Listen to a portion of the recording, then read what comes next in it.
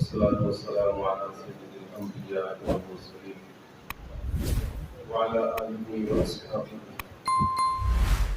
وعلى كل من تبعهم بإحسان إلى يوم الدين. أما بعد،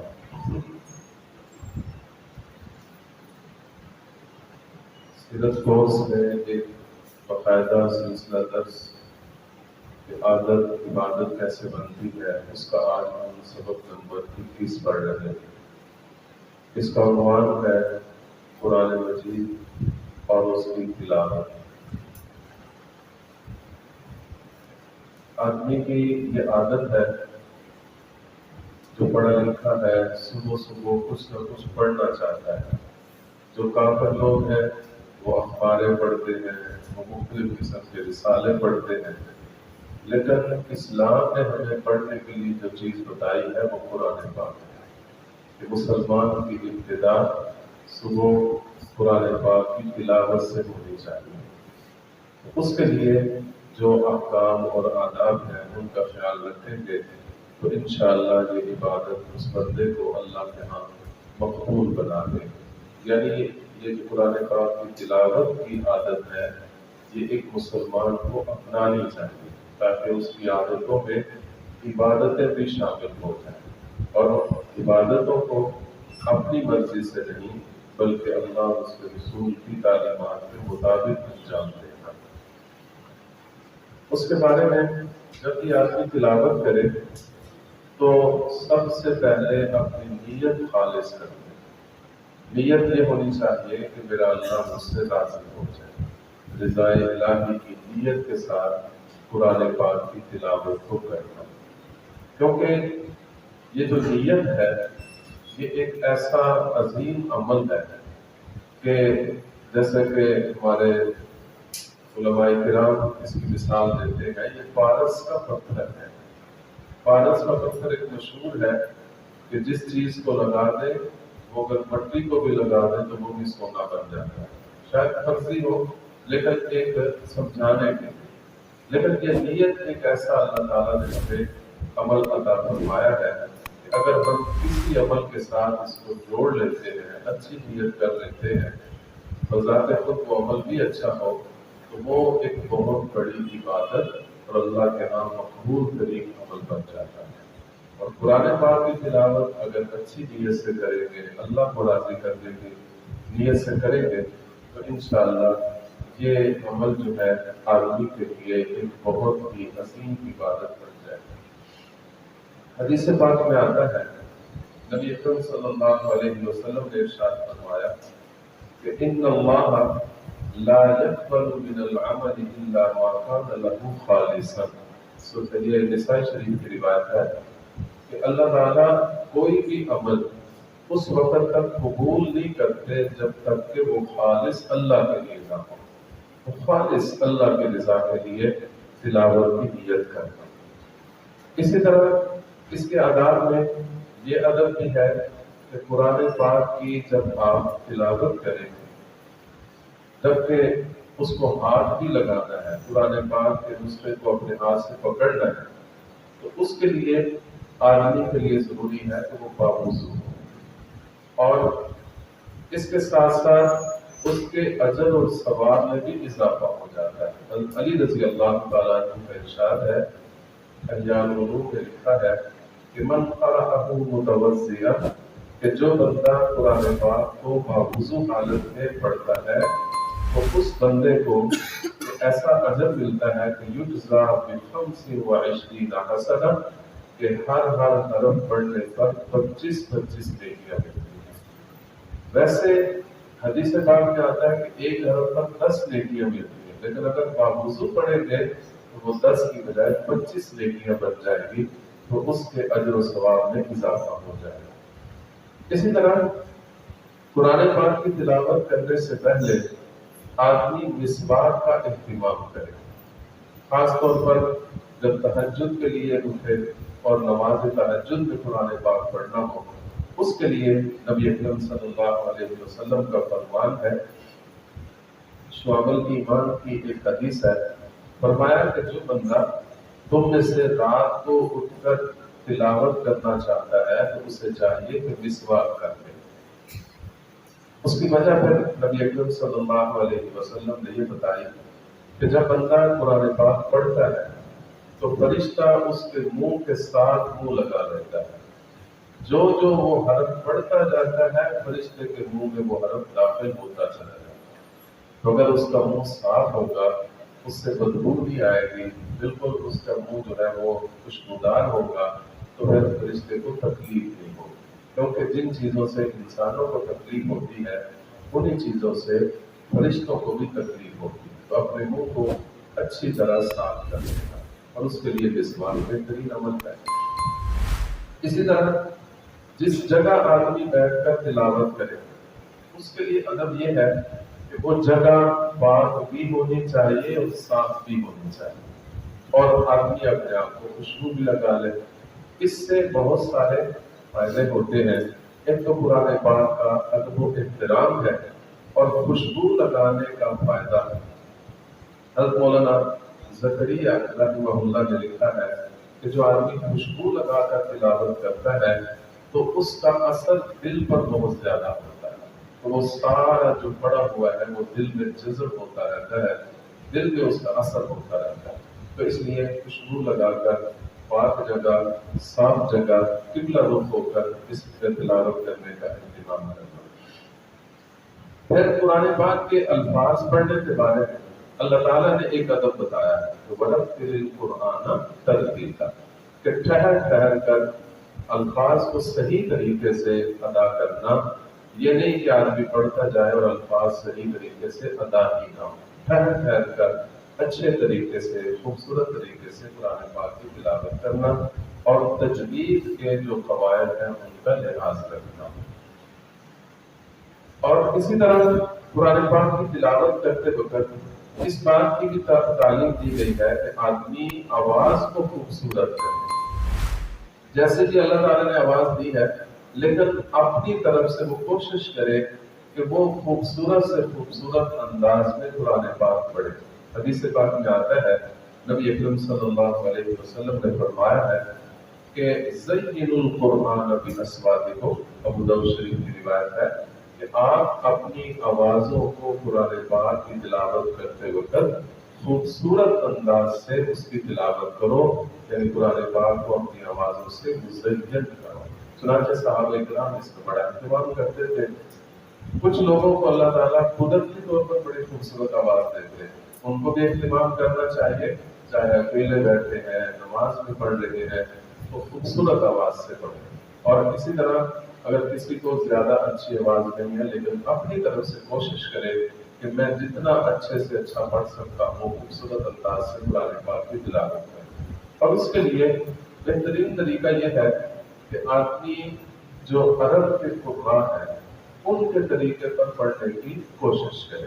جیسے کہ حدیث پاک میں آتا ہے کہ تم قرآن پاک کو عرب کے لہجوں میں پڑھو، تو اس کے لیے ان کی تلاوت سننا اور جیسا پڑھنے کی کوشش کرنا، انشاءاللہ اس کی آواز خوبصورت ہو جائے گی، انداز اچھا ہو جائے گا۔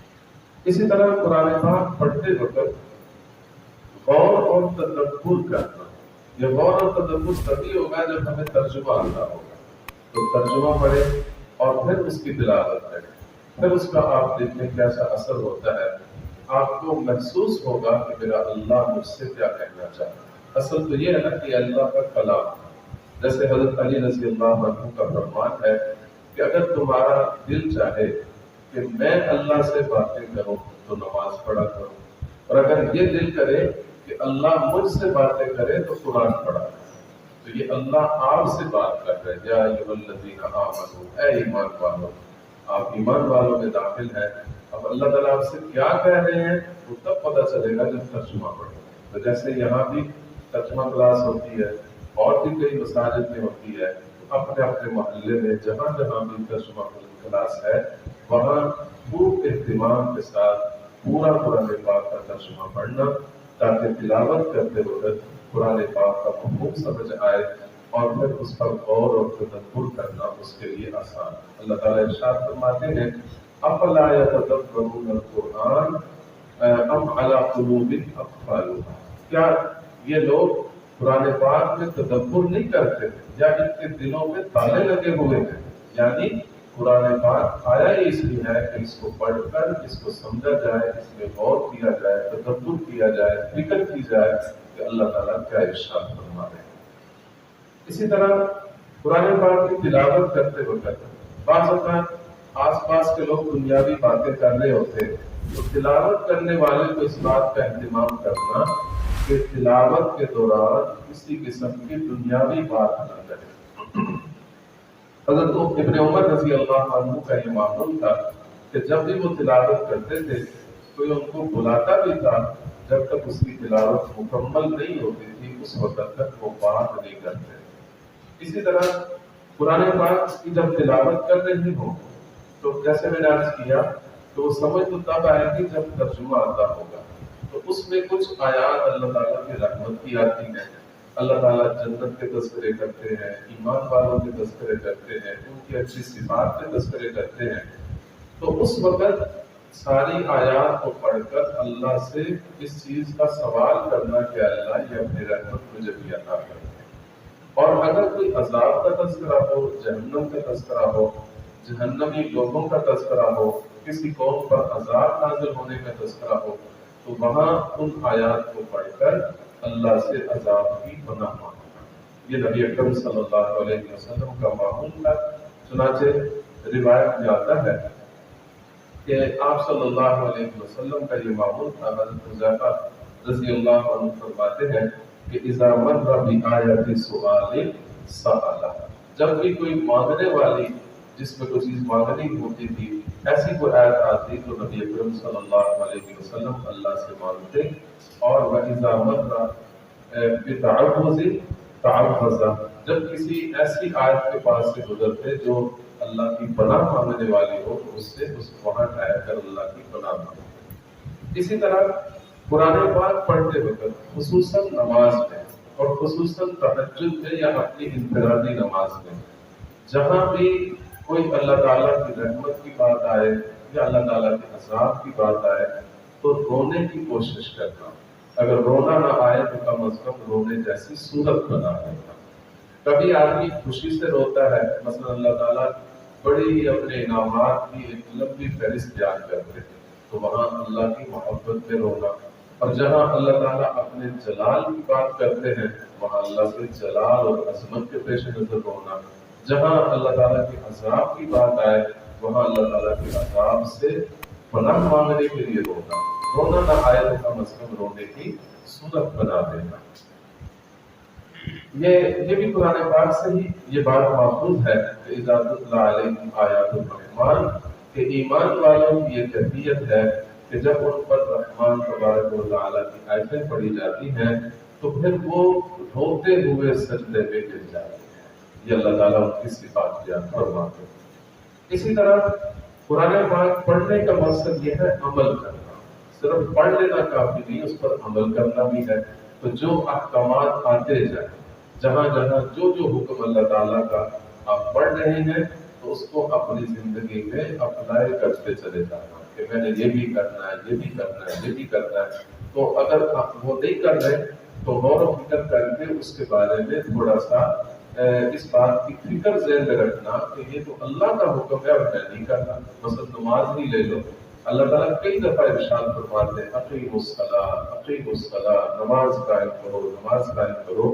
تو جو تلاوت کر رہا ہے اگر وہ نماز نہیں پڑھ رہا تو پھر اس کو فکر کرنی چاہیے کہ اللہ کا حکم ہے میں نماز کیوں نہیں پڑھ رہا. اور زکوٰۃ کا حکم ہے زکوٰۃ نہیں دے رہے تو اس کی فکر کرے. تو جو احکامات پڑھتے چلے جائیں اس پر عمل کرتے چلے جائیں.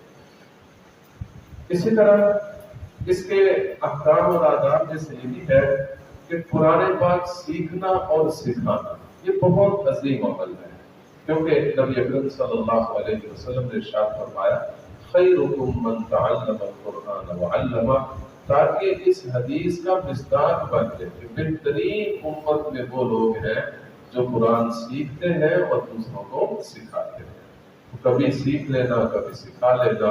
کوئی چاہے آیت کا ترجمہ سیکھ لینا، آیت کو پڑھنے کا طریقہ سیکھ لینا، کوئی حرف نہیں آ رہا تو اسے پڑھنے کا صحیح طریقہ سیکھ لینا اور اسی طرح دوسروں کو سکھا دینا.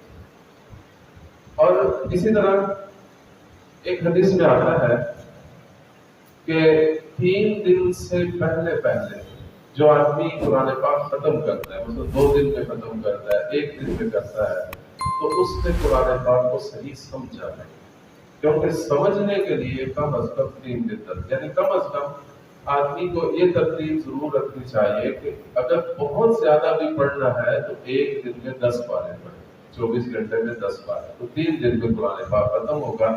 اس سے پہلے ختم کرنا یہ گویا کہ آدمی کی ناسمجھی کی دلیل ہے۔ اگرچہ کوئی آدمی قرآن پاک میں مہارت رکھتا ہو، وہ اگر اس سے پہلے بھی پڑھ سکتا ہے تو وہ، اور چند ایک لوگ ہوتے ہیں، لیکن اکثریت کو یہ تعلیم دی گئی ہے کہ 3 دن سے پہلے قرآن پاک ختم نہ کریں، اور زیادہ سے زیادہ آدمی کو یہ کوشش کرنی چاہیے کہ مہینے میں ایک قرآن تو ختم ہو جائے، نہیں تو کم از کم 2 مہینے میں ایک قرآن ختم ہو، اس کا اہتمام کرنا۔ اسی طرح یہ بھی لکھا ہے حدیث پاک میں کہ جب بندہ جس وقت قرآن پاک ختم کرتا ہے اس وقت سے لے کر شام تک، مثلا اگر صبح ختم کرتا ہے تو شام تک، شام کو ختم کرتا ہے تو صبح تک فرشتے اس کے لیے دعائیں مغفرت کرتے رہتے ہیں۔ علماء نے اس حدیث کو مد نظر رکھتے ہوئے کہا کہ ایسا کریں کہ سردیوں کے دن چھوٹے ہوتے ہیں، سردیوں میں اگر ختم کرنا ہے تو شام کے اوپر ختم کریں تاکہ لمبی رات ہو، دیر تک آپ کے لیے استغفار ہوتا ہے۔ اور گرمیوں کے دن بڑے ہوتے ہیں تو اس لیے گرمیوں میں اگر قرآن پاک ختم کرنا ہو تو صبح صبح کریں تاکہ وہ دن ختم ہوتے ہوئے کافی دیر لگ جاتی ہے تو زیادہ دیر آپ کے لیے استغفار ہوتا ہے۔ اس لیے کہا کہ گرمیوں میں صبح کے وقت، سردیوں میں شام کے وقت قرآن پاک کو ختم کریں۔ حافظ ہے تو اسے اس بات کا اہتمام کرنا کہ وہ قرآن پاک بار بار پڑھے، کیونکہ یہ قرآن پاک بڑا غیرت مند ہے، اگر اس کی طرف توجہ نہ کی جائے تو یہ بہت جلد ذہن سے نکل جاتا ہے، حتیٰ کہ اس کی مثال دی جو اس طرح نکل جاتا ہے کہ جس طرح اونٹ کے ناک سے آپ نکیل نکال دیں تو وہ جیسے وہ بھاگ جاتا ہے، قرآن پاک اس سے بھی جلدی آدمی کے ذہن سے ختم ہو جاتا ہے، چلا جاتا ہے۔ تو اس کا اہتمام کرنا، قرآن پاک کو بار بار پڑھتے رہنا، اور مخصوص دنوں کے متعلق، مخصوص اوقات سے متعلق اگر کوئی قرآن پاک کی آیت یا سورت پڑھنے کی ترغیب حدیث پاک میں آئی ہے تو اس کا اہتمام کرنا، جیسے رات کو آیت الکرسی پڑھنا، ہر فرض نماز کے بعد آیت الکرسی پڑھنا، یا اسی طرح سورہ بقرہ کی آخری 2 آیات رات کے وقت پڑھنا، اور اسی طرح سورہ کہف کا جمعہ کے دن اہتمام کرنا، اور اسی طرح جو مختلف صورتوں کے فضائل اور مختلف اوقات ہیں، مثلا سورہ دخان کے بارے میں آتا ہے کہ اگر آدمی رات کو پڑھے گا صبح تک 70,000 فرشتے اس کے لیے دعائیں مغفرت کرتے رہیں۔ ان چیزوں کا اہتمام کرتے رہیں۔